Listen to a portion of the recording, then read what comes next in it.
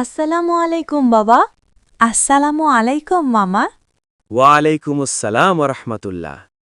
বাবারা, আল্লাহ তোমাদের ভালো রাখুন। বাবারা, আজ তোমাদের এমন একজন মানুষের কথা শোনাবো যার হৃদয় ছিল কান্নার মতো নরম। বাবা, কে তিনি? হজরত ওমর রাদিয়াল্লাহু। তিনি ছিলেন পুরো মুসলমানদের শাসক। মামা, শাসক হয়েও তিনি কাঁদতেন?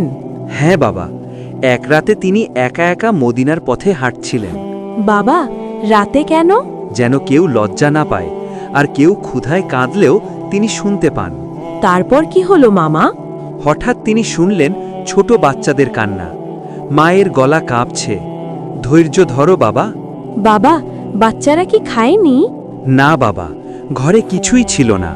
মামা, হাড়িতে কি ছিল? শুধু পানি আর পাথর। মা শুধু বাচ্চাদের ভুলাচ্ছিল। বাবা, এটা তো খুব কষ্ট। হজরত ওমর রাদিয়াল্লাহু কাঁপতে লাগলেন। মনে হলো এই কান্নার জন্য তিনিই দায়ী। তখন তিনি কি করলেন মামা? দৌড়ে গেলেন বাইতুল মালে। নিজ কাঁধে আটা আর ঘি তুলে আনলেন।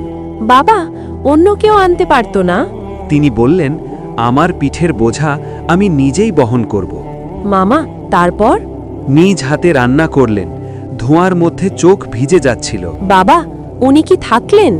হ্যাঁ বাবা, বাচ্চারা খেয়ে হাসা শুরু না করা পর্যন্ত তিনি যাননি। মামা, তিনি কেন দাঁড়িয়েছিলেন? যেন নিজের চোখে দেখেন ক্ষুধা শেষ হয়েছে। বাবা, উনি তো সত্যিকারের আল্লাহকে ভয় করতেন। ঠিক তাই বাবারা, তিনি বলেছিলেন, যদি আজ এরা না খেয়ে মারা যেত আমি কি জবাব দিতাম? মামা, আমরা কি শিখলাম? যার ঈমান আছে সে মানুষের কষ্টে ঘুমাতে পারে না। বাবা, আমরা কাউকে কষ্টে দেখলে কখনো অবহেলা করব না। আল্লাহ তোমাদের এমন হৃদয় দান করুন।